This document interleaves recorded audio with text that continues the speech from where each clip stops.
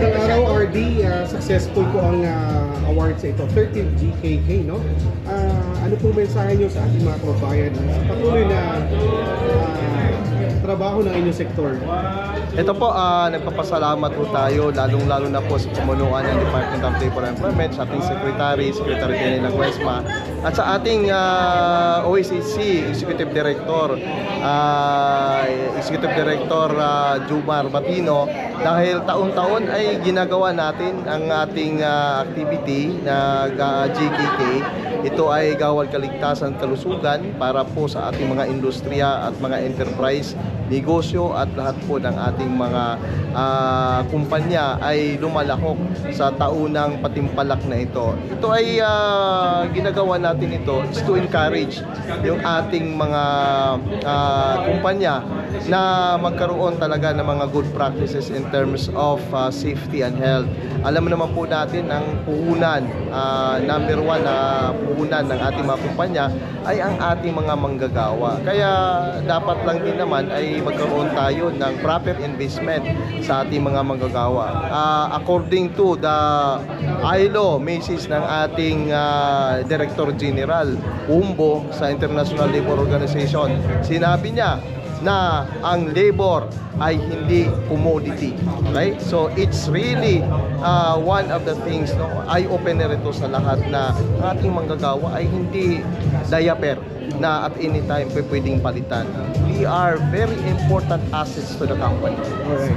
Sir, yung mga malalaking companies lang po ba yung nakakasali dito? Paano naman po yung mga small companies? Well, yung ating mga small companies naman, ini-encourage din natin. Of course, no, kasi hindi naman exempted yung ating mga magagawa sa mga micro, small, and medium enterprises na yung kanilang kaligtasan at kalusugan. Ito lang kasi, nire-recognize natin yung high level of good practices. I know that they are compliant already yung ating mga micro and small. Pero sa level kasi ng competition, kailangan magpakitang gilas yung ating mga kumpanya. Hindi lang yung minimum standards na required ng ating batas, kung hindi kung malalampasan pa nila at may pakita na may mas maganda pang mga practices ang kanilang mga kumpanya, ay dapat nating i-recognize at i-acknowledge. Pwede may follow-up question lang ako. May mga napaparusahan bang company na non-compliant sa mataas na standard dapat sa inyong Yes, of course. Ang dami na napatawan natin ng penalty, lalo-lalo na yung mga fatal accidents natin. Actually, alam nyo, sa taong 2023 at 2024, kinumpara namin, mas marami ang napipinalize natin in terms of personal safety and health. Kasi sa ilalim ng batas, Republic Act 10058 at ang ating Rules and Regulations sa Department Order 198 ay meron tayong parusa na mga administrative penalty para sa mga hindi compliant na mga kumpanya. Ang laki po, no? Pag meron pong namamatay na mga manggagawa na aksidente sa kanilang mga pagawaan, 100,000 yung penalty natin dyan. Tsaka yung ibang mga requirements natin na hindi nila na-comply ay may kaakibat din na penalty para sa mga hindi nakasunod sa batas. So we really campaign na sana sundin na nila yung batas para maiwasan yung mga penalties na yun. Sir, sa manggagawa naman, sir, pwede lumapit yung mga basta na lang ang tinatanggal ng mga kumpanya na walang mga due process. Saan pa pwede po lumapit? Well, ang pwede mo silang dumulong sa kahit saang ahensya ng gobyerno dahil mayroon tayo tinatawag na single entry approach. Ito po yung tinatawag natin na alternative mode of settling disputes, EDR natin.